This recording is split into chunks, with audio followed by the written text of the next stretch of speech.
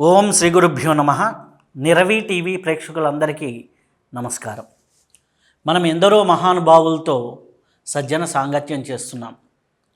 ఈరోజు మనం సజ్జన సాంగత్యం చేయబోయే గురువుగారు పరిచయం అవసరం లేనివారు. తెలుగు రాష్ట్రాల్లో వారి పేరు తెలియని ఆధ్యాత్మికవేత్త ఉండదు. అలాగే వారు పేరు తెలియని వేరే మతస్థులు కూడా ఉండరు. అట్లాంటి వారితో ఇప్పుడు ఒక అద్భుతమైనటువంటి సత్సంగాన్ని మనం నిర్వహించుకోబోతున్నారు. వారెవరో కాదు, రాధా మనోహర్ దాస్. కృష్ణ మంత్రాన్ని ఔపాసన పడుతూ తెలుగు రాష్ట్రాల్లో ఎక్కడ సామాన్యుడి చెంతకి వెళ్ళి మన ధర్మాన్ని అవగాహన చేస్తున్నటువంటి మహానుభావులు, సనాతన ధర్మంలో విశేషాలను తెలుపుతున్నటువంటి మహానుభావులు, వీధి వీధికి వెళ్ళి వాడవాడకి వెళ్ళి ధర్మం యొక్క సాంప్రదాయం యొక్క విలువలు తెలుపుతున్నటువంటి మహానుభావులు. వారిని కలవటమే అదృష్టం, వారితో సత్సంగం చేయటం మహా అదృష్టం. నమస్కారం గురుగారు. హరే కృష్ణ నాన్న. రవిశాస్త్రి, చాలా చాలా సంతోషం నాన్న. చాలా కాలం తర్వాత మళ్ళీ మనం ఇలా ముఖాముఖి సత్సంగం, చాలా ఆనందం. స్వామి, చాలా మంత్రాలు ఉన్నాయి. గాయత్రి మంత్రం దగ్గర నుంచి ఎన్నో మంత్రాలు ఉన్నాయి. కానీ మనకి ఇస్కాన్ పరంగా చూసిన, చాలామంది చూసిన హరే రామ హరే కృష్ణ అనే మంత్రం చాలా విశేషమైంది అంటారు. అసలుకి దాంట్లో అంత విశేషం ఏమున్నది? చాలా మంచి ప్రశ్న. కలే దోష నిదే రాజన్ అస్తి హై ఏకో మహాగుణాన్ కీర్తనాదేవ కృష్ణస్య ముక్త సంగ పరం వ్రజేత్. ఇది భాగవతంలో 11వ స్కందంలో పరీక్షిత్ మహారాజు సుఖదేవుల యొక్క సంవాదం భాగవతంలో జరిగినప్పుడు పరీక్షిత్ అడిగినప్పుడు సుఖదేవుడు చెప్పిన సమాధానం ఈ శ్లోకం. షార్ట్ మెథడ్ ఏమైనా ఉందా, కలియుగం చాలా చెడ్డది అన్నప్పుడు ఆయన చెప్పారు, నిజమే కలియుగం చాలా చెడ్డది, చాలా దోషాలతో కూడింది. కానీ ఇక్కడ ఒక ఏకో మహాగుణాన్ని, ఒక గొప్ప మహాగుణం ఉంది, మనందరిని ఉద్ధరించే గుణం. ఏమిటిది? కీర్తనాదేవ కృష్ణస్య ముక్త సంగ పరం వ్రజేత్. కృష్ణుణ్ణి కీర్తించడం అనేది చాలా గొప్ప అవకాశం, గొప్ప గుణం, సద్గుణం ఈ కలియుగంలో ఉంది. కాబట్టి బుద్ధివంతుడైన వాడు ఎవడైనా సరే కృష్ణనామాన్ని జపిస్తే వాడు చాలా సులభంగా ఉద్ధరింపబడతాడు. ఇది కలియుగానికి ఉద్దేశించబడిన ఋషులు శాస్త్రాల చేత నిర్దేశించబడినటువంటిది. కీర్తనాదేవ కృష్ణస్య ముక్త సంగ పరం వ్రజేత్. కాబట్టి కలియుగానికి ఇది ఋషుల చేత శాస్త్రాల చేత నిర్దేశించబడినటువంటి మంత్రం, సులభమైన మంత్రం. ఎవరైనా జపించదగిన, జపించగలిగిన గాయత్రి ఉంది, దానికి నియమాలు ఉన్నాయి. గురుముఖత తీసుకుని ఉపాంశ పద్ధతిలో దాన్ని సాధన చేయాలి. ఎలా అంటే అలా చేయకూడదు. చాలామందికి తెలియక ఎక్కడ పడితే అక్కడ ఆడియోలు పెట్టేస్తాం. అసలు రాయకూడదు, చదవకూడదు, వినకూడదు. చాలామంది తెలియక చేస్తారు. ఈ హరే కృష్ణ మంత్రం అటువంటిది కాదు. ఎవరైనా ఎప్పుడైనా ఎక్కడైనా మంత్రాన్ని జపం చేయొచ్చు, కలియుగంలో చెయ్యాలి కూడా.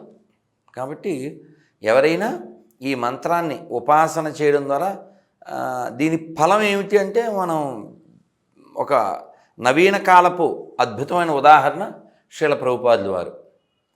అంతర్జాతీయ కృష్ణ చైతన్య సంఘం అని చెప్పబడే ఇస్కాన్ సంస్థాపకాచార్యులు ప్రభుపాదుల వారు, he did magic with this Mantra only. America వెళ్ళి ఇస్కాన్ స్టార్ట్ చేసి అది ప్రపంచంతో వ్యాప్తి చేసి కేవలం ఏ బలం? కేవలం ఈ మంత్రమే. వారు ఒక కవిత రాశారు, మార్కినీయ భాగవత ధర్మ అని మనం యూట్యూబ్లో కొట్టినా వస్తుంది. అదొక బెంగాలీ కవిత. అందులో చెప్తారు, ఆయన ఎప్పుడైతే బోస్టన్ ఓడరేవులో దిగిన తర్వాత అందులో ఒక చరణం, ఒక పంక్తి యొక్క అర్థం ఏమిటంటే, ఓ lord, all the way you brought me here. I don't have any strength. If you make me to speak, I will speak, so that my words will penetrate their hearts. He did it. It's happened already. 50 ఏళ్ళు అయింది. ప్రపంచమంతా కృష్ణనామాన్ని జపం చేస్తారు అని చైతన్య మహాప్రభు 500 ఏళ్ల క్రితం చెప్పారు. పృథ్వీత్యాచే నగరాదిగ్రామ్ సర్వత్ర హోవే మోర్నాం. నగరాల్లో గ్రామాల్లో ఈ నామం జపం చేయబడుతుందని. కాబట్టి ఇది మన ఉద్ధరించేటువంటి మంత్రం, సులభమైన మంత్రం. అన్నమయ్య చెప్పినట్లుగా మనం కొంచెం చెప్పుకుంటే, అన్ని మంత్రములు ఇందే ఆవహించెను, వెన్నతో నాకు గలిగే వెంకటేశు మంత్రము. కాబట్టి ఈ నామం అందరినీ ఉద్ధరిస్తుంది, ఉద్ధరించేటువంటిది. మీరు కావాలంటే ఇతర మతాలు కూడా నామం ఆధారంగానే వాళ్ళు పనిచేస్తారు. కానీ దుర్మార్గం ఏంటంటే అదొకటే జపం చేయాలని, అదొకటే చెప్పాలని చాలామంది మాన ప్రాణాలు తీసేసేటువంటి మూర్ఖత్వం అంతే. మీరు చాలా సందర్భాలు వ్రజధూళి, బృందావనంలో ఉండేటటువంటి ఆ ధ్వజము, అక్కడ ఉన్నటువంటి మట్టిని అంత పవిత్రంగా చూస్తూ ఉంటారు, ప్రసాదంగా ఇస్తుంటారు. అలాగే ధ్వజానికి ఉన్నటువంటి పవిత్రత ఏంటి? దాన్ని ఎందుకు ధూళిగా ధరించాలి, ఎందుకు స్వీకరించాలి? దివ్యాద్ వృందారణ్య కల్పద్రుమధౌ శ్రీమద్రత్నాగార సింహాసనస్థౌ శ్రీలరాధా గోవిందదేవౌ ప్రేష్టాలభిశ్రేయమానౌ స్మరామి. దివ్యమైన బృందావనంలో దివ్యమైన రత్నసింహాసనం మీద కూర్చున్నటువంటి శ్రీ శ్రీ రాధా గోవిందుల్ని నేను ఎప్పుడూ స్మరణ చేస్తూ ఉంటాను అని చెప్పారు. మనం బృందావనానికి, ఆ కృష్ణుడు తిరిగిన ఆ వ్రజ భూమికి, ఆ వ్రజ ధూళికి, ఆ వ్రజధామానికి అంత విలువ ఎందుకంటే కృష్ణుడు అక్కడ నడయాడాడు. కాబట్టి ఆయన పాదాలు చాలా సున్నితమైనవి, కోమలమైనవి. కాబట్టి ఆయన పాదాలు ఎక్కడ నొప్పింపకుండా ఉండడం కోసం ఆ వ్రజంలో మట్టిని తమ గిట్టల చేత గోమాతలన్నీ తొక్కి మెత్తగా చేసినవి, కృష్ణుడికి బాధ కలగకుండా ఉండటం కోసం. మీరు వెళ్ళండి బృందావనం, ఎక్కడ మట్టి అయినా అంతే మెత్తగా ఉంటుంది. ఇంక మేము బాగా చెప్పాలంటే మైదా పిండిలా ఉంటుంది. ఏమిటి, మీరు పొలంలోకి వెళ్ళిన అద్భుతం అన్నమాట. నోట్లో వేసుకుంటే ఆ రుచి కూడా అద్భుతం. అది ఎక్కడో చోట మట్టి తెచ్చేయం మేము. నిధివనం అనే స్థలం ఉంది. ఈ రోజుకి కూడా కృష్ణ భగవానుడు అక్కడికి వస్తాడు, అక్కడ నాట్యం జరుగుతుంది అనేటువంటి నమ్మకం. రాధాకృష్ణులు అక్కడ ప్రతి నిత్యం అక్కడ రాసనృత్యం జరుగుతుంది అనేటువంటి విశ్వాసం ఉంది. ఆ స్థలంలో ఆ ధూళిని అర్చకుని స్వామి యొక్క అనుమతితో తీసుకుని తెస్తాం. నోట్లో ఎందుకు వేసుకోవాలి, బొట్టు ఎందుకు పెట్టుకోవాలి? ఇది కదా ప్రశ్న. మీరు శాస్త్రాలు ప్రకారంగా అందరికీ తెలియదని సినిమా ఉదాహరణ ఇస్తున్నా. పాండురంగడి సినిమా చూసుంటారు. కృష్ణుడికి తలనొప్పి వస్తుంది. నాకు పాదధూళి కావాలి ఎవరిదైనా భక్తులది అంటాడు. నారదుని అడుగుతాడు, అయ్యో రామరామ నేను ఎలా ఇస్తానంటాడు. మన గోపికలను అడిగిరా అంటారు. వాళ్ళు చక్కగా తీసి ఇచ్చేస్తారు. అదేమిటి మీ పాదధూళి స్వామివారి నెత్తి మీద ఎలా పెడతారు, నరకాలకు పోతారు కదా అంటే, పర్వాలేదు, మేము ఏ లోకానికి పోయినా పర్లేదు, మా స్వామికి మాత్రం తలనొప్పి తగ్గాలి అంటారు. అంటే వాళ్ళ ప్రేమ బియాండ్ మోక్షం. అటువంటి ముక్త భూమి, అటువంటి మోక్షభూమి అది వ్రజభూమి, అది ప్రేమభూమి, దివ్యమైనటువంటి వ్రజభూమి. అందువలన ఆ మట్టి నోట్లో వేసుకోవడం యొక్క ఉద్దేశంలో వైరాగ్యం ఉంది. పాటలు పాడుతుంటాం మనం, అంతా మట్టేనని తెలుసు అంటుంటాం, కానీ దాన్ని రియలిస్టిక్గా ఫీల్ అవ్వం. అందుకని వాడిని వీడిని వేరువేరుగా చూస్తూ ఏదో గొడవలు పెట్టుకుంటుంటాం. అందువల్ల ఇదంతా మట్టి అయిపోతుంది అంటే, మనకి సాహిత్యంలో ఏం చెప్పారంటే, వేదాంతంలో యదృశ్యం తన్నశ్యం. ఇప్పుడు కొత్తగా కనబడే చొక్కా రోజు కొత్తగా ఉండదు, కొన్నాళ్ళకి బాధ అయిపోతుందిగా. దాన్నే స్వామి చెప్పాడుగా భగవద్గీతలో, ఆ విధంగా ఈ ప్రపంచం అంతా కొంతకాలమే ఉంటుంది. ఈ శరీరంలో ఉన్న నువ్వు కూడా కొంతకాలమే ఉంటావు. మళ్ళీ కొత్త దాంట్లోకి వెళ్ళిపోతావు. తాత్కాలికమైన ప్రపంచంలో ఉన్నావు అనేది నీకు గుర్తు చేస్తుంటుంది, వైరాగ్యాన్ని ఇస్తుంది. భాగవతోత్తములంతా నడిచిన ధూళి కాబట్టి భక్తిని ప్రసాదిస్తుంది. ఇన్ని కారణాలు ఉన్నాయి కాబట్టి వ్రజధూళిని మనం నోట్లో వేసుకుంటాం, ధరిస్తాం. అలాగే గంగా తీర్థము, పూరీ ప్రసాదం, ఈ రెండు ఎందుకు అంత విశేషమైనవి? గంగా ఎంత గొప్పదో మనం అందరికీ తెలుసు. మీరు ఎప్పుడైనా ఈ కుంభమేళాకి వెళ్తే వాళ్ళు కొన్ని బోర్డులు పెడతారు. హే గంగే తవ దర్శనేంతు మిలే ముక్తి అన్నారు. ఓ గంగా నిన్ను చూస్తేనే ముక్తి అని. నిజంగా గంగకి అంత ప్రభావం ఉంది ఈ రోజుకి. వేరే నీళ్లు తెచ్చి మనం ఓ బాటిల్లో పెడితే కొన్ని రోజుల తర్వాత అందులో ఏవో పుడతాయి. కానీ గంగ ఎన్నాళ్ళైనా అందులో రకరకాల పురుగులు పుట్టవు. అంత గొప్పది గంగ. ఆ జల ప్రభావం అటువంటిది. సైంటిఫిక్లీ కూడా అది ప్రూవ్ అయినటువంటిది.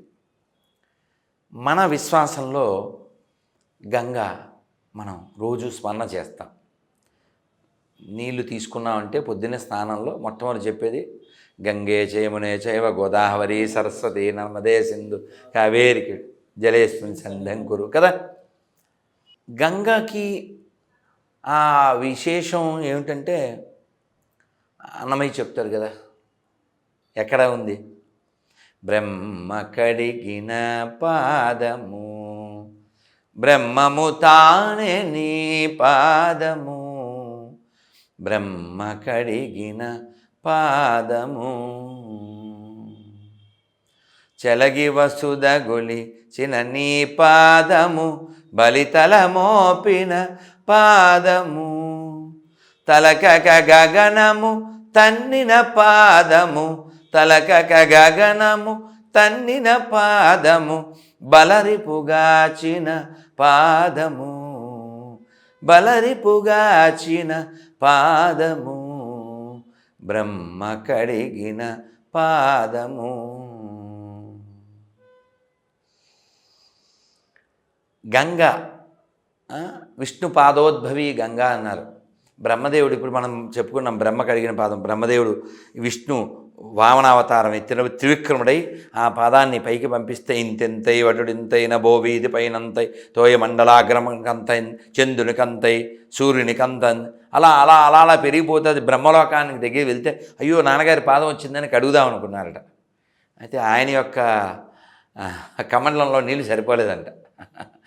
అప్పుడు అండకటాహం అనేటువంటి ఆకాశపు పొర అక్కడ నుంచి స్వామి పాదం బొటనవేలు తగిలితే గంగ ఉద్భవించింది. అప్పుడు స్వామి యొక్క పాదం ఆయనకు అడిగారని చెప్పి మనకి భాగవతాది గ్రంథాల్లో చెప్తారు. ఈ గంగ అవతారణం మనం అంతా విన్నాం.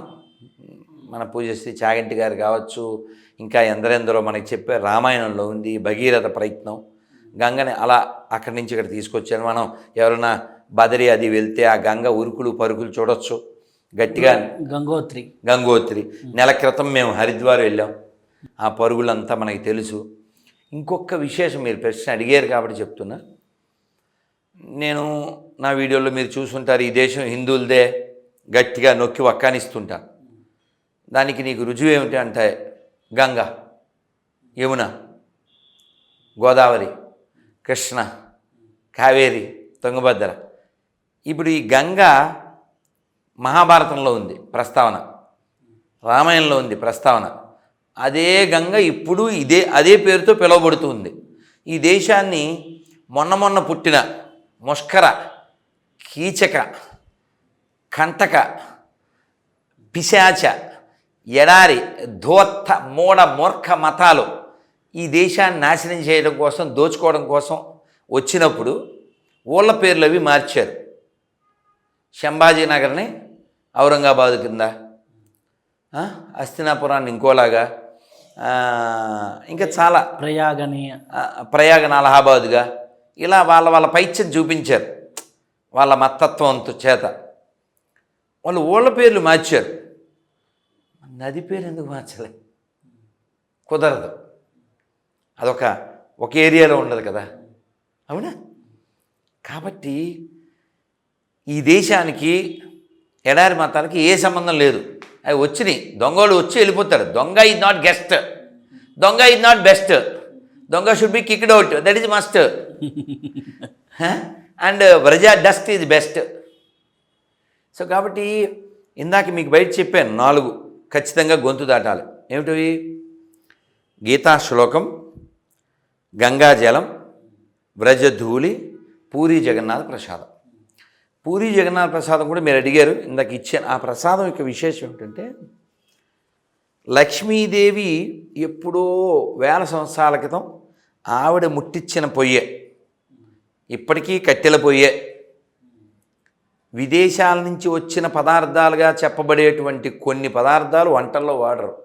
ఉదాహరణకి క్యారెట్, పచ్చిమిర్చి, కాకరకాయ, కొన్ని గుమ్మడికాయల్లో ఒక రకం, ఇలాంటివి వాడరు. నాన్ ట్రెడిషనల్ అని చెప్పి ఇప్పటికీ అలాగే వంట చేస్తారు. కుండలో వంట చేస్తారు. 7 కుండలు పెడతారు, కుండ మీద కుండ, కుండ మీద కుండ, అలా 7 కుండలు పెడితే అందులో పైకొండ ముందు ఉడుకుద్ది. 7 కుండలు పెడితే పైకొండ ముందు ఉడుకుద్ది. అన్ని కట్టెలు. ఈరోజు కూడా రోజుకి 8 సార్లు నైవేద్యం పెడతారు. చప్పన్న భోగని ఒక్కొక్క సమయంలో 56 రకాలు. సో పూరీ ప్రసాదం ఖచ్చితంగా స్వీకరించాలి. నువ్వు ఇంకా బాగా చెప్పాలంటే మీకు 10 నిమిషాలు టైం ఉందండి. దర్శనమా ప్రసాదమా అంటే మామూలుగా మనం ఏ ఫస్ట్ చాయిస్ ఏంటి? జనరల్గా మన వాళ్ళు అయితే దర్శనమే కదా, ఎవరైనా అంతే, 100కి 90 మంది. కానీ పూరి వెళ్ళిన వాళ్ళు మాత్రం ఖచ్చితంగా ప్రసాదానికే ఓటేస్తారు, వెయ్యాలి. నువ్వు జగన్నాథుని చూడకపోయినా ఆయన ఫీల్ అవ్వడంట, ప్రసాదం తినకపోతే ఫీల్ అవుతాడు. చరిత్రలో చైతన్య మహాప్రభు అక్కడ ఉన్నప్పుడు ఆయన పడుకుని ఉన్నారు. సార్వభౌమ భట్టాచార్యులు అనేటివి గొప్ప భాగవతోత్తములు ఆయన దర్శనానికి వెళ్ళి వచ్చారు. చైతన్య మహాప్రభు స్వయంగా జగన్నాథుడే, కానీ ఆ లీల అలా చేయాలి కానీ పడుకుంటే, ఇప్పుడే నేను దర్శనానికి వెళ్ళొచ్చాను అంటే ప్రసాదం అన్నారు. మంచం మీదే, పక్క మీదే ప్రసాదం తినేశారు. ఆయన స్నానం పానం లేదు, ప్రసాదం తినేసామన్నారు. ఆయన ఎవరో నీకు తెలియక, స్నానం చేసి వచ్చే వరకు మనం ఉంటామా? ఈ ప్రసాదాన్ని మాత్రం వెయిట్ చేయకూడదన్నారు. అంటే ఇక్కడ మీరు చేయకుండా తినమని ఎంకరేజ్ చేయడం అని కాదు, అంటే ప్రసాదం ఎంత ఇంపార్టెంట్ అనేది ఎంపసైజ్ చేయడానికి. అందులో ముఖ్యంగా పూరీ ప్రసాదం యొక్క విశేషం అది. స్వామి, మనకెందరో మహానుభావులు ఉన్నారు. వివేకానందుడు, ఆది శంకరాచార్యుల దగ్గర నుంచి ఎందరో మహానుభావులు ఉన్నారు. వారందరూ ధర్మం గురించి చాలా నొక్కి ఒక్కానించారు. చాలామంది ధర్మాన్ని పట్టుకున్నారు. ఈ కాలంలో ఇంత సాఫ్ట్వేర్ యుగం వచ్చి ఇంత మనీ వైపు పరిగెత్తుతూ ఉంటే ధర్మాన్ని పట్టుకోవాల్సిన ఆవశ్యకత, అవసరము ఏముంది అంటే, ఇది నా దగ్గరికి చాలామంది జ్యోతిష్యానికి వస్తూ ఉంటారు. అడిగింది ఏంది అంటే, ఇప్పుడున్నటువంటి పబ్ కల్చర్ కావచ్చు, ఫాస్ట్ కల్చర్ కావచ్చు, ఏ కల్చర్ అయినా ఇట్లా జరిగిపోతూ ఉంటే ధర్మంని పట్టుకోవాల్సిన అవసరం ఏముంది, ఈ ధర్మం యొక్క విశేషం ఏంటి, వైశిష్టం ఏంటి, ఈ కాలం యూత్కి ధర్మాన్ని పట్టుకోవాల్సిన ముఖ్య ఆవశ్యకత ఏంటి? చాలా చాలా మంచి విలువైన కావలసిన ప్రశ్న, అవసరమైన ప్రశ్న వేశారు నాన్న. జీవితం ఇలాగే ఎప్పుడూ ఉండదు, తాత్కాలికమైనటువంటిది. క్షణభంగురం అంటుంటాం, నీటి మీద బుడగ అంటాం. ఈ తాత్కాలికమైన జీవితంలో ఈ కనబడేదంతా ఉంటుంది అనేది ఒక పెచ్చ భ్రాంతి మాత్రం. మనం చూసాం ఎంతమంది ఎలా ప్రపంచం నుంచి నిష్క్రమించారో. కొంచెం ఫేమస్ ఉదాహరణ ఇస్తే పట్టుకుంటుందని చెప్తున్నా. కోట శ్రీనివాసరావు గారికి ఒక్కడే కొడుకు, ఎలా మరణించాడో మనకు తెలుసు.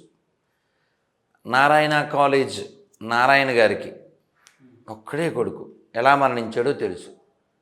అజారుద్దీన్ కొడుకు, అలాగే నల్గొండ ఎంపీ కోమటిరెడ్డి కొడుక అతను అందరూ సింగిల్ సన్స్. ఎక్కడికి వెళ్ళారు? కాలం వాళ్ళని చాలా ఎంగేజ్లో పట్టుకుపోయింది. నువ్వు ఎందుకు వచ్చావు ఇక్కడికి? ఉదాహరణకి నేను ఇక్కడికి ఎందుకు వచ్చాను ఇప్పుడు? ఈ యొక్క సత్సంగం 4 మంచి విషయాలు మనం మాట్లాడుకోవడం, ఇతరులకి మేలు కలిగేవి.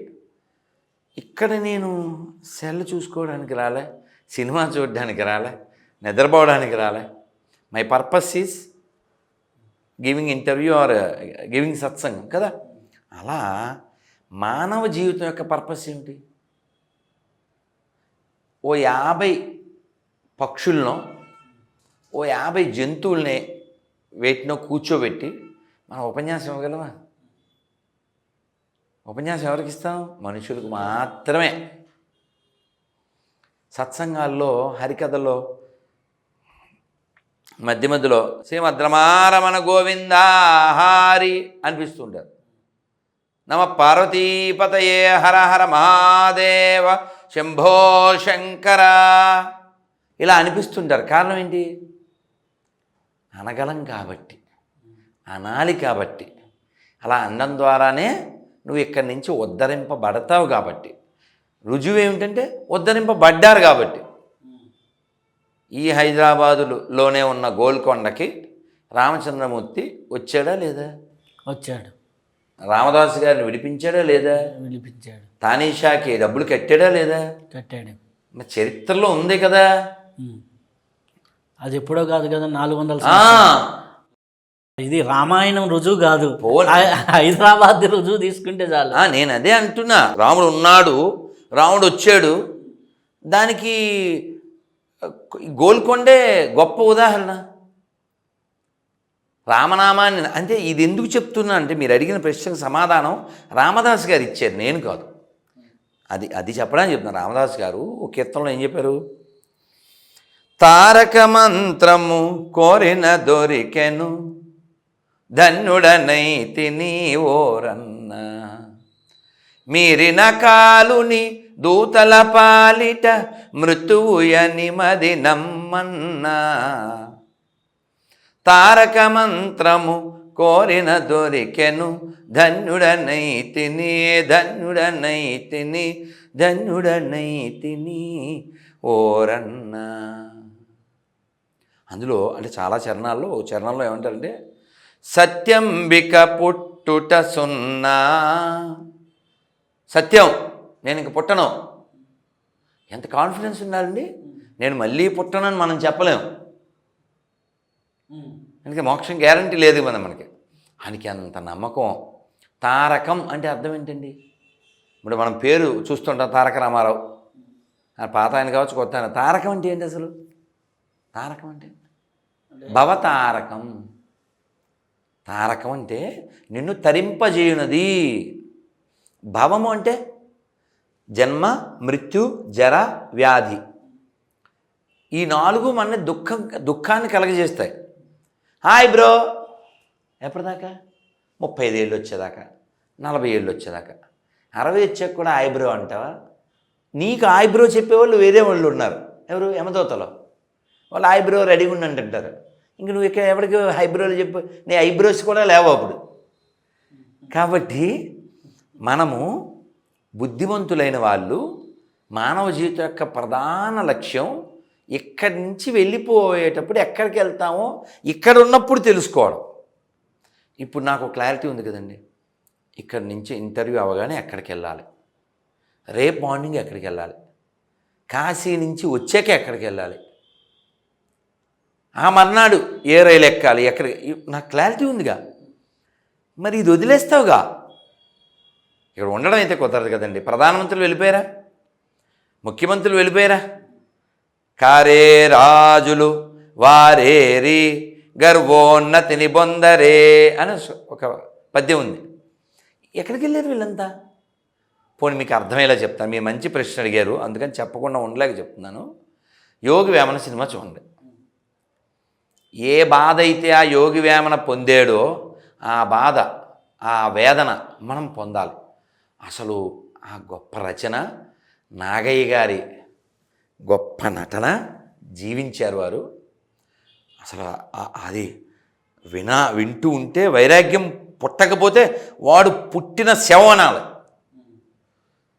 ఎవ్వనిచే అసలు అది ఎంత బాగుంటుందో. ఎవరు ఈ ఆకాశమునంటూ ఈ తరువులను సృజించిన వాడెవ్వడు, ఈ మహాజలౌషధములను ఈ భవ జలధులను సృజించిన వాడెవ్వడు అని ఆయన ఎవరు అసలు? ఇంత గొప్ప ఆకాశాన్నంటే వృక్షాలను ఎవడు పుట్టించాడు? ఇంత మహాజలధి కలిగిన ఈ సముద్రాలను ఎవడు సృజించాడు? అసలు ఈ జీవుడు ఎక్కడికి వెళ్తాడు అని ఆయన చాలా ఆవేదనతో ఒక మహాయోగిని అడిగితే ఆయన పరమశివుడే ఆయనకి దీక్షనిస్తారు. తర్వాత కాలంలో ఆయన భగవత్ సాన్నిధ్యాన్ని పొందుతారు. కాబట్టి ఇక్కడి నుంచి ఎక్కడికి వెళ్ళిపోతామో తెలియకుండా వెళ్ళిపోకూడదు. ఏదో శరీరంలో వేడున్నప్పుడు హాయ్ హాయ్ అంటున్నాం.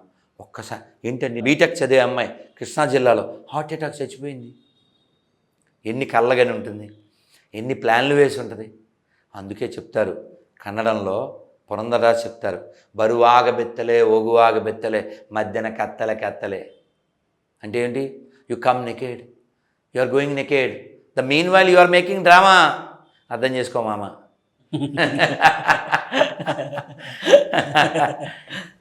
అందుకని ఇక్కడ ఉండం మనం, టెంపరీ ప్లేస్ కదా.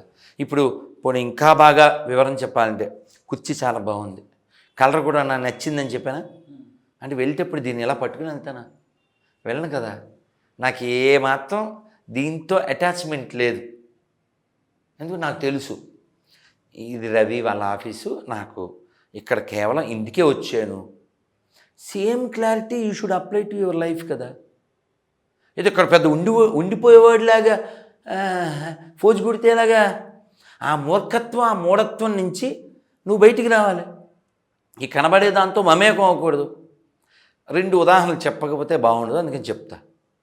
20 ఏళ్ల క్రితం ఎవరో ఒక ఆయన 25 ఏళ్ల క్రితం ఓ గురువు గారిని మా ఇస్కాన్ స్వామిని అడిగారు, ఏంటండి ఇంత కంప్యూటర్ యుగంలో మీరు ఇంకా అదే ఇప్పుడు మీ ప్రశ్న అటువంటిది కదా, సిమిలర్ క్వశ్చన్ ఇలా ఇంచుమించుగా అడిగాడు అతను, ఓ యంగ్ బాయ్.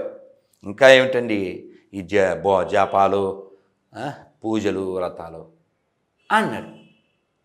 అంటే ఆయన చెప్పారు, కంప్యూటర్ కాలం అని మనం కంప్యూటర్ చిప్స్ తినంగా పొటాటో చిప్సే తింటాం కదా, ఆకలిస్తే అన్నమే తింటాం కదా, మిషనరీ ఏం తినం కదా.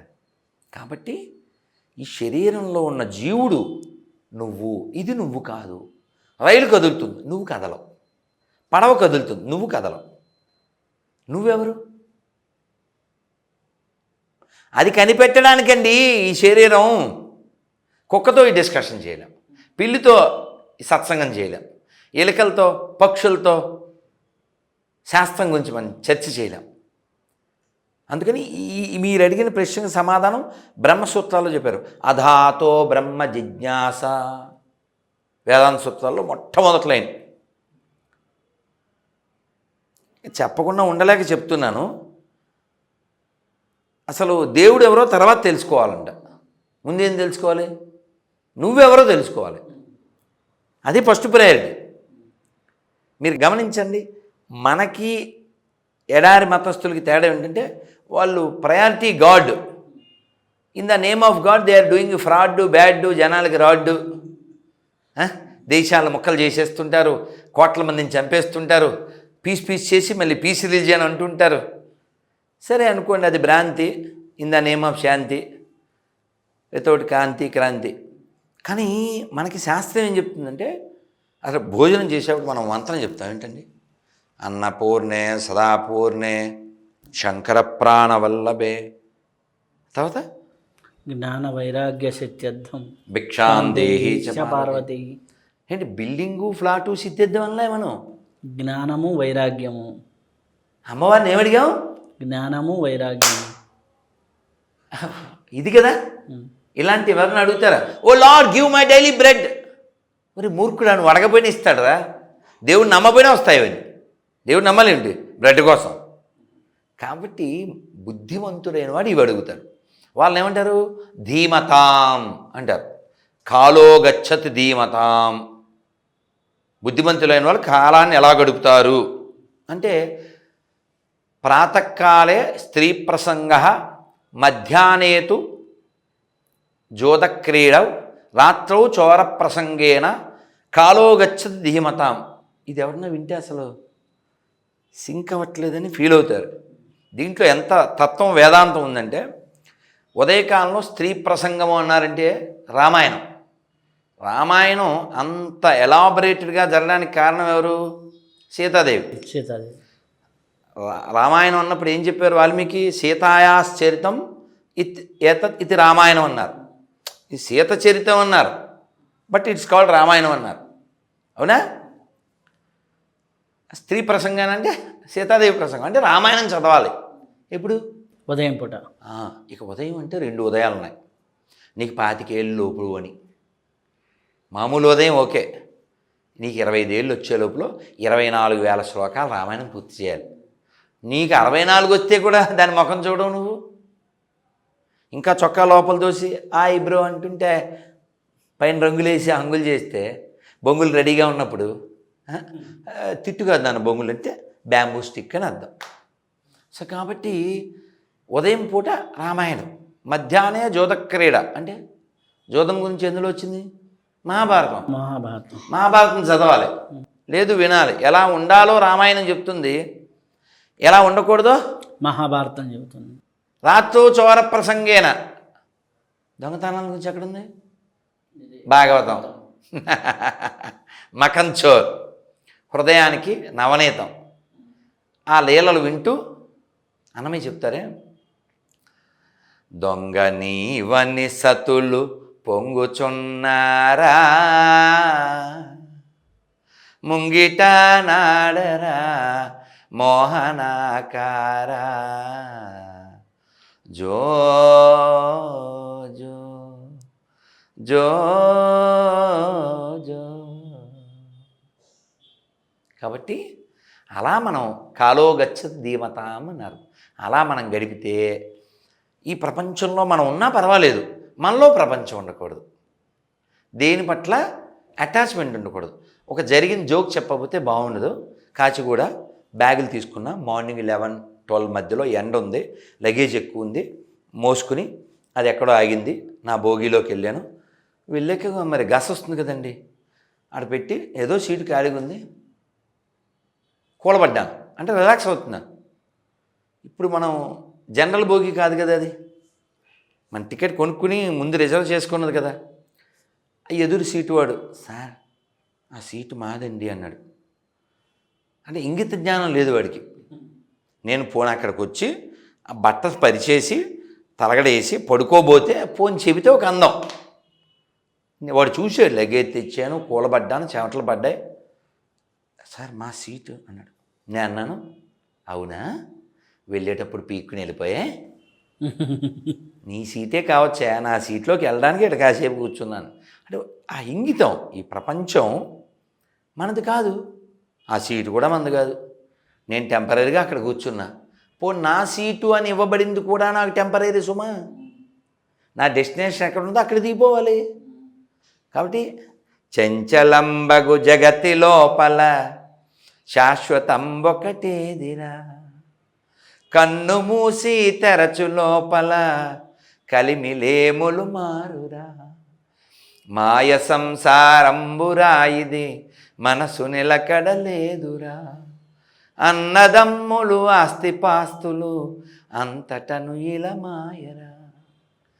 ఇలా మీకు వైరాగ్యం వచ్చిందనుకో, అన్నయ్యని చంపవు, మాకు పాకిస్తాన్ కావాలి అని పందుల్లా డిమాండ్ చెయ్యవు, లక్షల కోట్ల మందిని చంపవు, ఓ పుస్తకం మస్తకంలోకి ఎక్కితే 2 బిల్డింగులు కూల్చేసి డస్ట్బిన్ లాడెన్ అని నిరూపించుకోవు.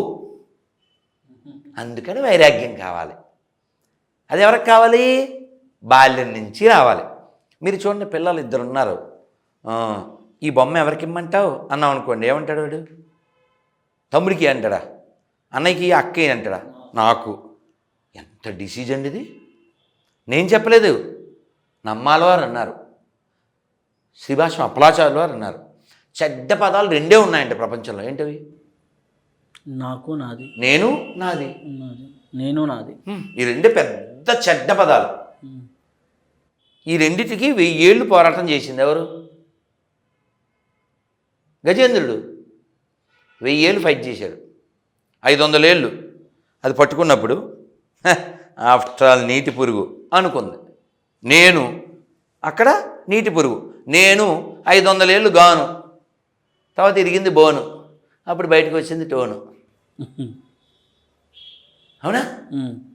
గజేంద్ర మోక్షం కదా. మళ్ళీ తలెత్తి చూసింది, 10,00,00,000 కరణీనాథుండనైన నాకా ఈ పరాభవం అని. మళ్ళీ 500 ఏళ్ళు నేను కదా ముందు, తర్వాత నా వాళ్ళు అనుకుంది. నేనులో 500 ఏళ్ళు పోయినాయా, నా వాళ్ళు ఇంకో 500 ఏళ్ళు పోయినాయి. అప్పుడు లావొక్కింతయు లేదు ధైర్యం విలోలంబయ్య ప్రాణముల్ డావులు దప్పెన్, ఇంక ఓపిక లేదు రక్షించు హరిబద్ధాత్మక. కాబట్టి అంతెందుకు పాత సినిమా పాటల్లో గొప్ప సాహిత్యం ఉంది. మా చిన్నప్పుడు స్కూల్లో కూడా పాడించేవారు. ఎరా ఓ పాట పాడరంటే ఇది పాడేవాడిని నేను.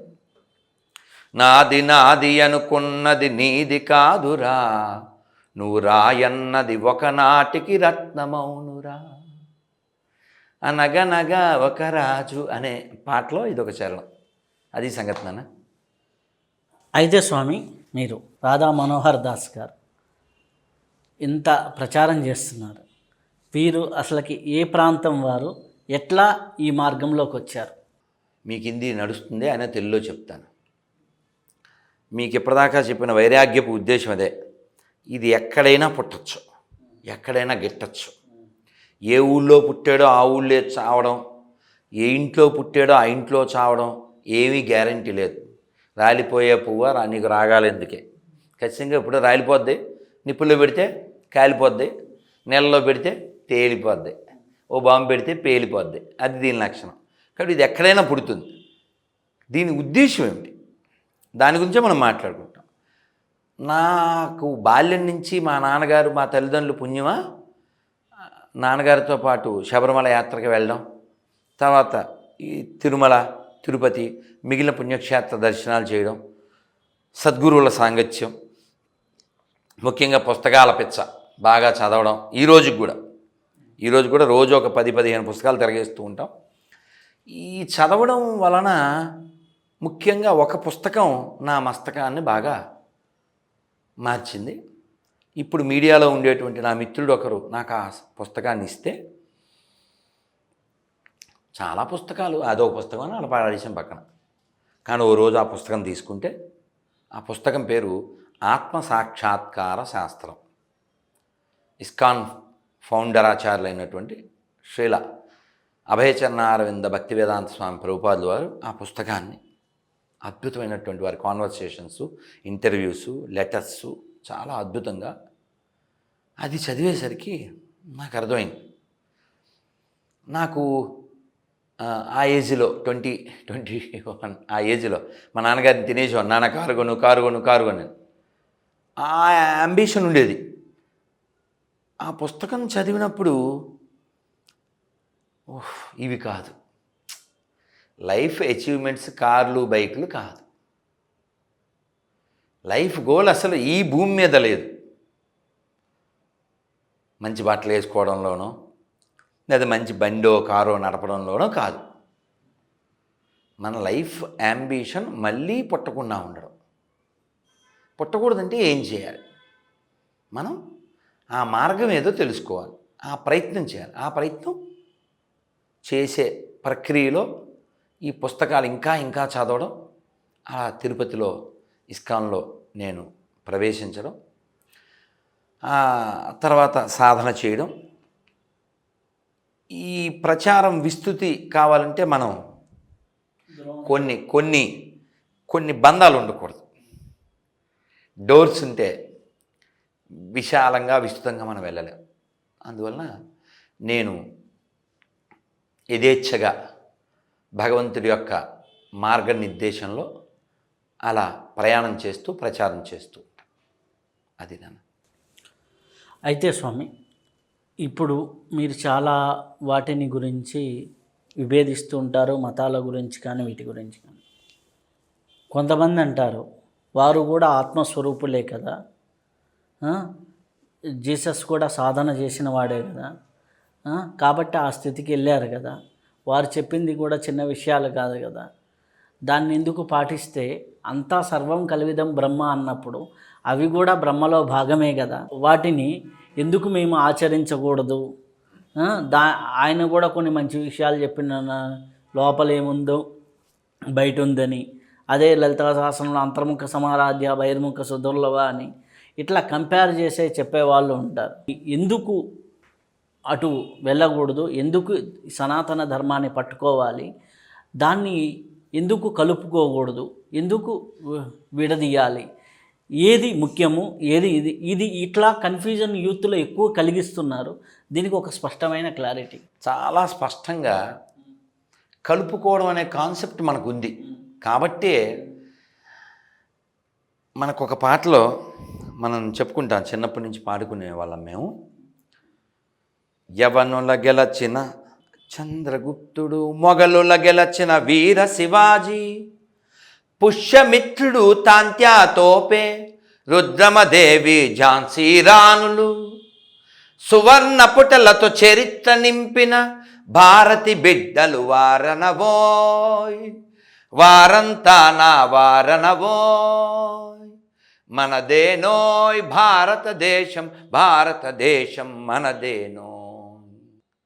ఇది మన దేశ ధర్మాల కోసం త్యాగం చేసినటువంటి గొప్పవారి గురించి చేసిన కొంత స్మరణ.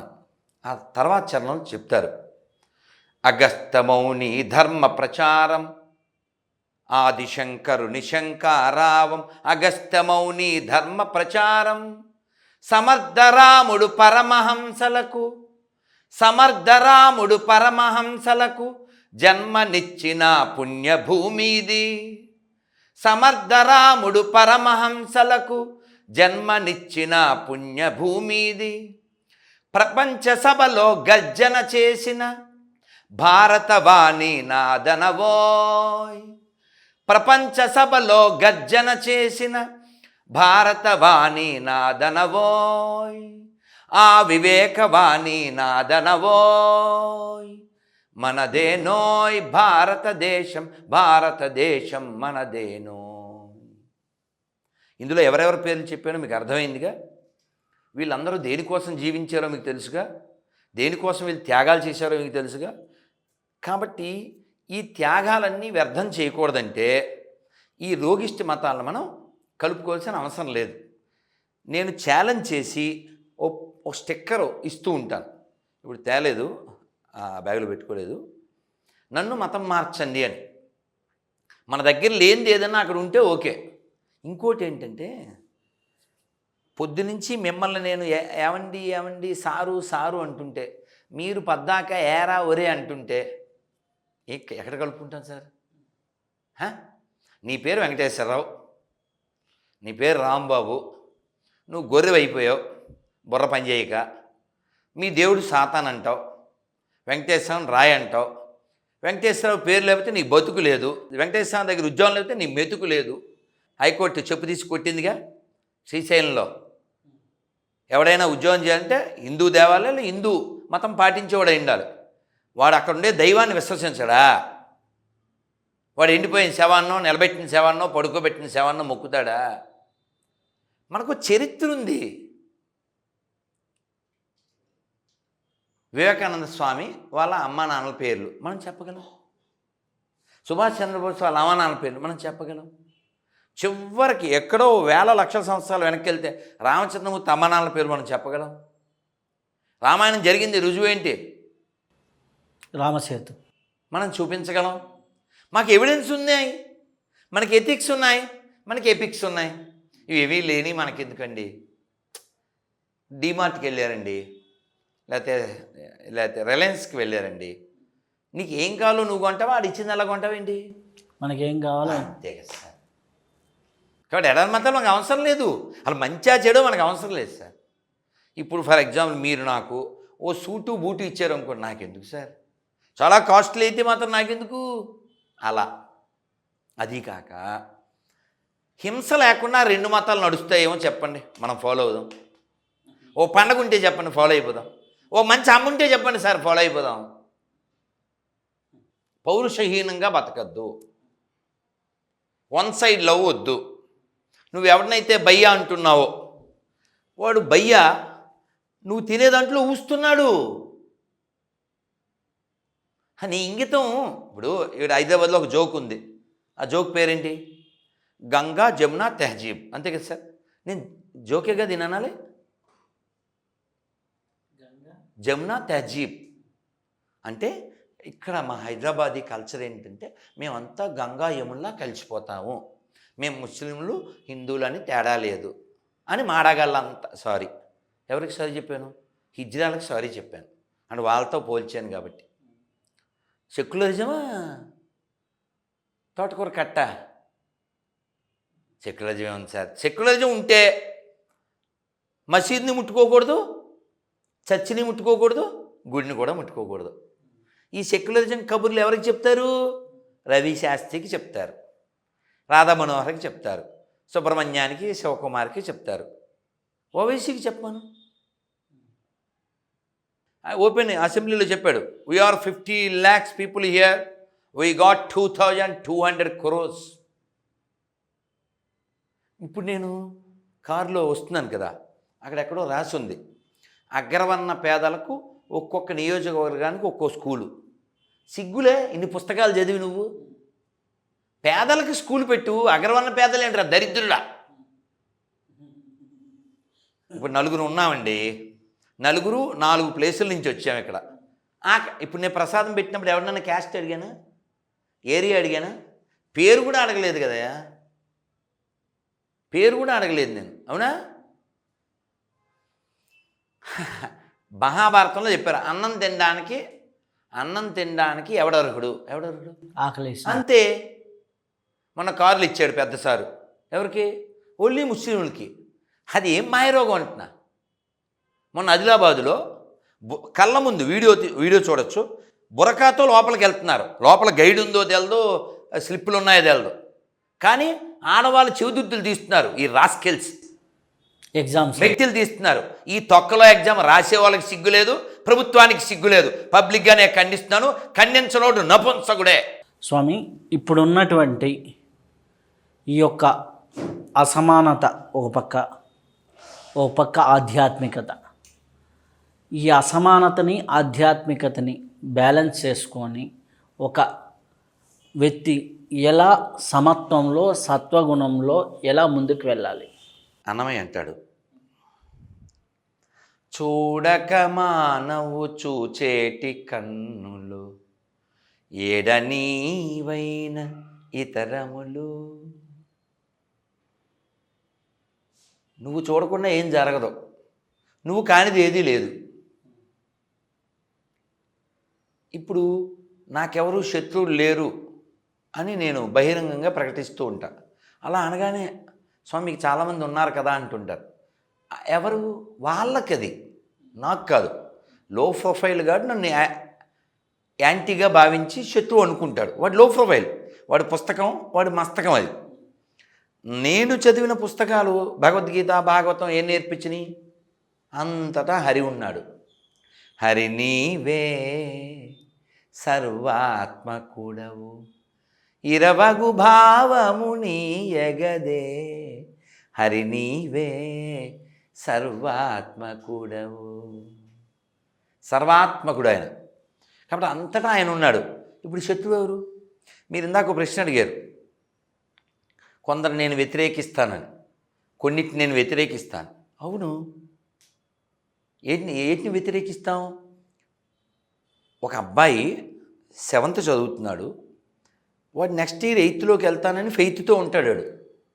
వాడిని తీసుకెళ్ళి 5లో పడిస్తే దుర్మార్గం కదా, వాడిని తీసుకెళ్ళి 3లో పడిస్తే అన్యాయం కదా, దాన్ని వ్యతిరేకిస్తాడు. ఎడారి మతాల్లో వాళ్ళకి ఫుడ్ కాన్సెప్ట్ రక్తపాతం తప్ప, వాళ్ళకు 1-2 పండగలు ఉన్నాయి వాళ్ళకి. ఆ 2 పండగలు కూడా రక్తపాతం లేకపోతే జరగవు.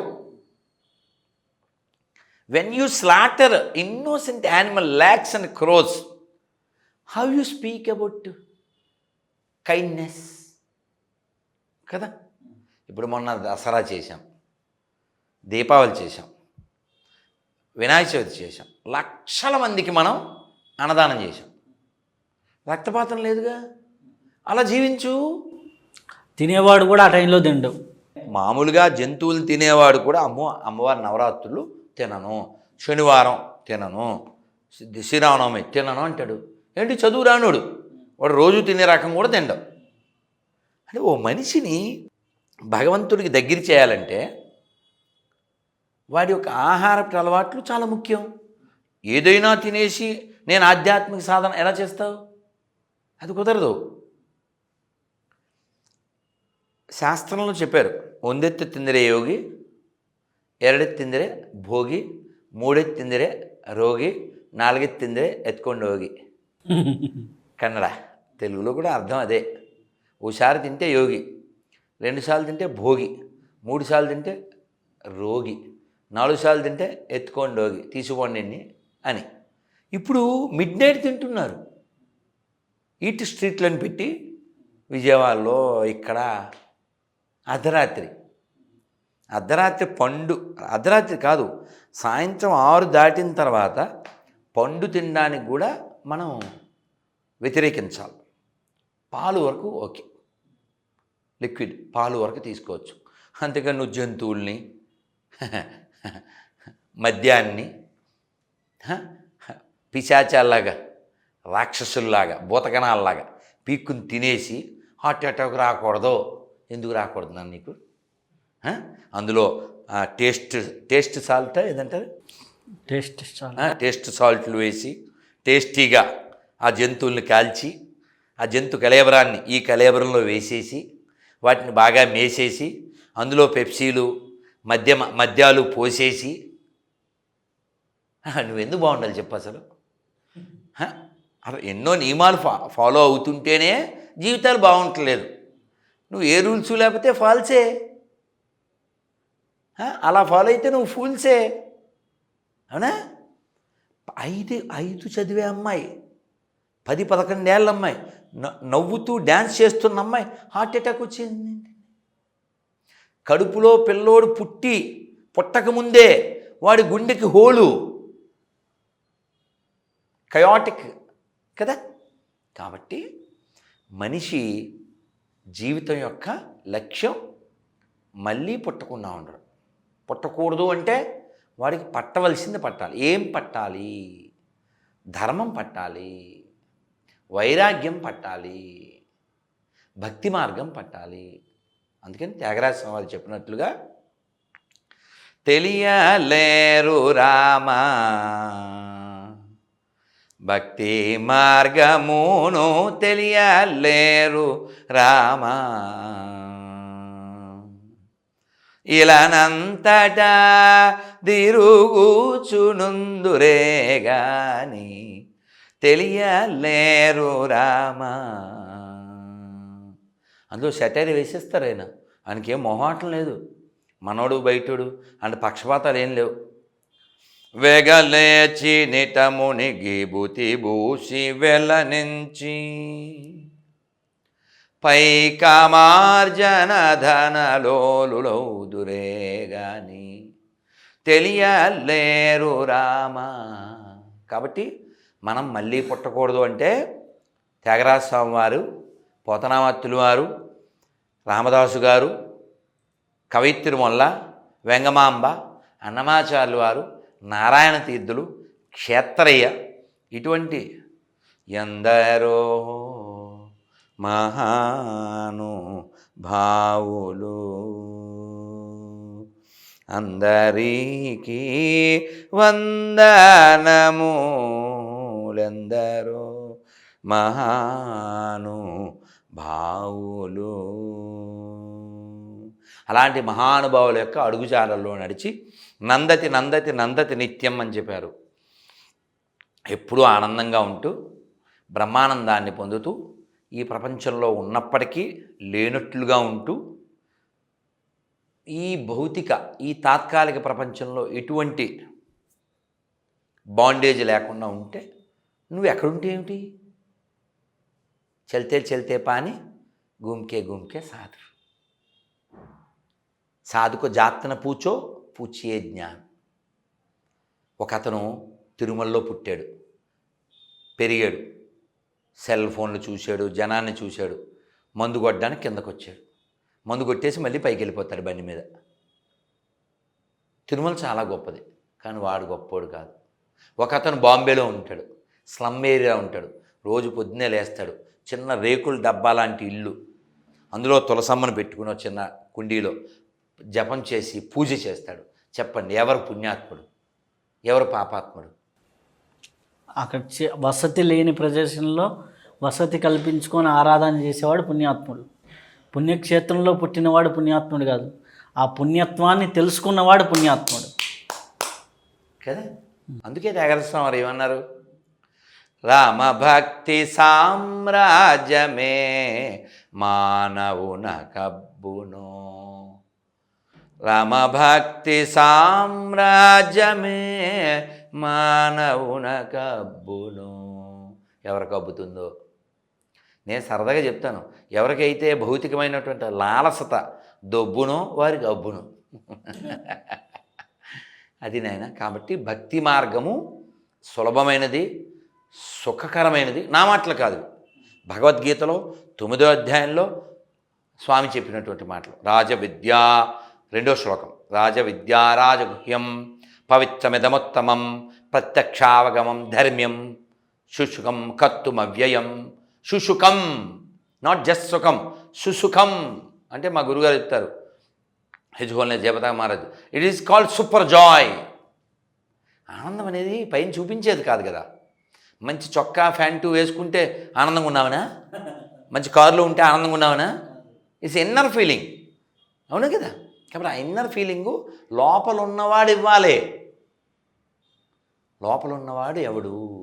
వాడిని కనిపెట్టడానికి నువ్వు పుట్టావు. అందుకే మేడ కట్టడానికి నువ్వు పుట్టలేదు, కారు కొనడానికి నువ్వు పుట్టలేదు. అరే పిచ్చోడా, ఇది కూడా ఒక కారే, నీ జోరికి ఎప్పుడో బ్రేక్ వేసిస్తాడు. అందుకే యమస్య కరుణా నాస్తి ధర్మస్య త్వరితగతి. యముడికి దయలేదు, ఎప్పుడైనా వచ్చేసి ఆయన మన తీసుకుపోతాడు. కాబట్టి ధర్మస్య త్వరితగతి, ఎగ్జిక్యూట్ యువర్ ప్రిస్క్రైబ్డ్ డ్యూటీ. నువ్వేదో ఇల్లు అనుకుంటున్నావు, పిల్లలు అనుకుంటున్నావు, మేడ అనుకుంటున్నావు, కారు అనుకుంటున్నావు, ఇది ఏది నిన్ను పట్టుకెళ్ళనివ్వరు. నీ చొక్కాను కూడా నీ మీద ఉంచరు. నువ్వు బూడిదైపోతే ఒక్క బూడిద పలుకు కూడా ఇంట్లోకి తీసుకోరు. నీ ఎముకలను కూడా అక్కడే పెడతారు. కాబట్టి దేనికోసం నువ్వు వెంపర్లాడుతున్నావు? అందుకనే ఇందాక పాటలో చెప్పుకున్నాగా, జీవులెను 14 లక్షలు చావు పుట్టుకలిక్కడ, ఎవరు చేసేవారి కర్మములు అనుభవించేదక్కడ. కాబట్టి మనం తత్వంతో జీవించాలి, సత్వగుణంతో జీవించాలి, ధర్మం కోసం జీవించాలి, ధర్మంగా జీవించాలి. ఏది ఆత్మకి, ఆత్మోన్నతికి కారకమవుతుందో, ప్రేరకమవుతుందో, తారకమవుతుందో దాన్ని తీసుకో, మిగిలిన విడిచిపెట్టు. డిటాచ్మెంట్ పెంచుకోవాలి. జ్ఞాన వైరాగ్య సిద్ధ్యర్థ్యం, వీ వాంట్ దట్ భిక్ష అని చెప్పాము మనం. కాబట్టి పిల్లలకి నేర్పించాలి, చిన్న వయసు నుంచి నేర్పించాలి. ఈ ప్రపంచం ఇది నా మాటలు కాదు, మళ్ళీ భగవద్గీతలో స్వామి చెప్పారు, అనిత్యం అసుఖం లోకం 10వ అధ్యాయంలో. ఈ లోకంలో సుఖం లేదు, ప్లస్ టెంపరీ. నీకెందుకు వెంపర్లాట? కాబట్టి బుద్ధిమంతుడైన వాడు భగవద్గీత చదువుతాడు, భాగవతాన్ని చదువుతాడు, రామాయణాన్ని వింటాడు, మహాభారతాన్ని వింటాడు, ఎక్కడున్నా ఆనందంగా ఉంటాడు. కాబట్టి ప్రసాదం, ఈ ప్రపంచంలో ఏది లభించినా అది ప్రసాద బుద్ధితో తీసుకోవాలి. ఓహో, స్వామి నాకు ఇది అనుగ్రహించారు అనే భావం. అది ఎప్పుడు వస్తుంది? నీకు వైరాగ్యం ఉంటే వస్తుంది. లేకపోతే ఏం చేస్తావు? నేను చెప్పిందేంటి, నువ్వు తెచ్చిందేంటి అని ఇలా కాలుతూ దండేస్తావు. ఆ గర్వం దేనివల్ల వస్తుంది? ఈ శరీరంలో అన్ని నాడులు బాగా పనిచేస్తున్నప్పుడు చుట్టూ వందిమాగాదులు ధనం ఉన్నప్పుడు. అందుకని మనకి బుద్ధి చెప్పడానికి శంకరాచార్యులు వారు ఏం చెప్పారు? మా కురు ధన జన యౌవన గర్వం హరతి నిమేషాత్ కాల సర్వం మాయామయమిదం అఖిలం హిత్వా బ్రహ్మపదం త్వం ప్రవిశ విదిత్వా భజ గోవిందం గోవిందం భజ మూఢమతే. ఒరే మూర్ఖుడా, నీ శరీరాన్ని చూసి పొంగిపోకు, నీ జనం ఉన్నారనుకుని రెచ్చిపోకు. పాటలు పాడతారుగా, రెచ్చిపోదాం బ్రదర్ అంటే శంకరాచార్యులు వారు 2,500 సంవత్సరాల క్రితం చెప్పారు ఈ సాంగ్ అసలు పాడద్దు అని, ఈ సాంగ్ పాడద్దు అని. మా కురు ధనజన యవ్వన గర్వం, గర్వించుకు నీ ధనాన్ని చూసి, నీ యవనాన్ని చూసి, నీ వెనకాల జనాన్ని చూసి. ఏమంటారు దీన్ని 4 భాగాలు చేయాలంట. ఇదే చిన్నది కదా, నీ యవ్వనం, నీ ధనం, నీ జనం, దీంట్లో 4వ వంతు కాలం నిమేష, దీంట్లో 4వ వంతు కాలంలో హరతి నిమేషత్కాల సర్వం, కాలం ఎత్తుకుపోతుంది. కాబట్టి కనబడే దాన్ని చూసి మురిసిపోకు. ట్విన్ టవర్సే కూలిపోయినాయి, నీ అపార్ట్మెంట్లో ఒక రూమ్ కూలిపోవడం ఎంతరా పిచ్చోడా, అవును కదా. కాబట్టి కూలిపోయే ప్రపంచం, కాలిపోయే ప్రపంచం, రాలిపోయే ప్రపంచంలో ఇదేంటి, ఎవరిని ఇంట్లో పెట్టుకోడు. కాబట్టి లోపల వైపు ప్రయాణం చేయాలి. అందుకోసం ఇదంతా. లోపల ఏముంది, నువ్వు ఉన్నావు. నాలోన శివుడు గలడు, నీలోన శివుడు గలడు, నాలోన గల శివుడు నీలోన గల శివుడు, ఒక కన్ను తెరవగలడు, నీ 2 కళ్ళు మూయగలడు. చెప్పండి, శవం రాజుగారిది, శవం అడుక్కునేవాడిది. ఎవరు బూడిది కాస్ట్లీ? ఎవడు పట్టుకెళ్తారా రాజుగారి బూడిది ఎవడన్నా? కాబట్టి ఈ కదిలే శరీరంలో కదలని పరమాత్మ ఉన్నాడు అని కనిపెడితే నువ్వు ఋషివి, నువ్వు యోగివి. మీరు ఇందా ప్రశ్న అడిగారు, ఇతర మతాలను వ్యతిరేకిస్తున్నాను. నేను ఎవరిని ద్వేషించను, గమనించారా?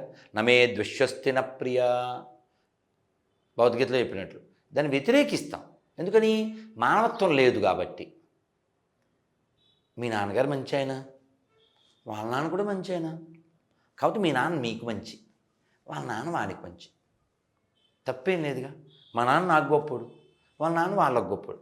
అది మానేసి ఊరు మొత్తానికి మా నాన్న ఒక్కడే మగోడు అంటే మిగిలిన అడగల్లా, తప్పు కదండి. దాన్ని మనం వ్యతిరేకిస్తాం. In the name of God, తప్పేం లేదు. In the name of God నువ్వు మ్యాడ్ అయిపోయి ఆ 2 అక్షరాలతోనే పిలవాలన్నీ, ఇంకో పేరు పెట్టకూడదు వాడికి, నువ్వేదో బొడుగోసి పేరు పెట్టినట్టు. దేవుడు ఇప్పుడు నీకే 2-3 పేర్లు ఉంటాయి, నాని, బుజ్జి, చంటి, బంటి అని. దేవుడికి 1000 పేర్లు ఉండకూడదా? ఓ 10,000 పేర్లు ఉండకూడదా? అందుకు విశాలంగా జీవిద్దాం. అదీ కాక ఎవరెవరైతే ఇప్పుడు మేము క్రైస్తవ ముస్లిం అని చెప్పుకుంటున్నారో వాళ్ళందరి పూర్వీకులు మన వాళ్ళేగా. కావాలంటే కోయండి, ఎవరికన్నా చెక్ చేయండి. మనందరి డిఎన్ఏ ఒకటే, మా పూర్వీకులంతా హిందువులే అని గులాం నబీ ఆజాదీ చెప్పాడు. ఇక గులాంగాలదే ఉంది. వెంకట సుబ్రహ్మణ్యం నేను గొర్రెని అంటాడు. ఎలా అవుతావు నువ్వు? పాస్టర్ సాంబశివరావు ఎలా గొర్రె అవుతాడు? ఆటో తెచ్చి, పెయింట్ డబ్బా తెచ్చి ALTO అని రాశావు, అయిపోయిందా? ఆల్టో అవుద్దా ఆటో? కాబట్టి ఈ అజ్ఞానాన్ని వ్యతిరేకిస్తున్నాం, ఈ మూఢత్వాన్ని వ్యతిరేకిస్తున్నాం, ఈ మూర్ఖత్వాన్ని వ్యతిరేకిస్తున్నాం. ఇప్పుడు మనం రామదాస్ గారు ఉదాహరణ చెప్పుకున్నాం, త్యాగరాజ స్వామి ఉదాహరణ చెప్పుకున్నాం. మరి అదే వాళ్ళు నమ్మిన ఎడారి 1-2 మతాల్లో ఎవడైనా వాళ్ళని నమ్మి did there reach destination? 0. We have hero. అది కొంచెం కటుగా చెప్తాను, పాప అందరూ భరించలేరు, చెప్తాను నేను. మా కొండనెత్తిన గోవిందుడు ఉన్నాడు, కొండ మీద గోవిందుడు ఉన్నాడు, కోదండం పట్టిన రాముడు ఉన్నాడు, విషం తాగి లోకాన్ని రక్షించిన శివుడు ఉన్నాడు. ఇంతమంది మాకు ఉండగా, ఇన్ని రూపాల్లో ఇన్ని నామాల్లో పిలుచుకోవడానికి మాకు వీలుండగా మాకెందుకు నాన్న 2 చెక్కల మీద శవం దండగా, ఇలా చెప్తే చచ్చిపోతారు మన సెక్యులర్ కుక్కలు కూడా హట్ అవుతుంటాయి. నేనా చాలా చాలా సంతోషం, చాలా ఆనందం. అద్భుతమైన విషయాల్ని మాతో పంచుకున్నందుకు చాలా చాలా కృతజ్ఞతలు స్వామీజీ. స్వస్తి. ఇప్పటి వరకు ఎంతో అద్భుతమైన జ్ఞానాన్ని మనం తెలుసుకున్నాం.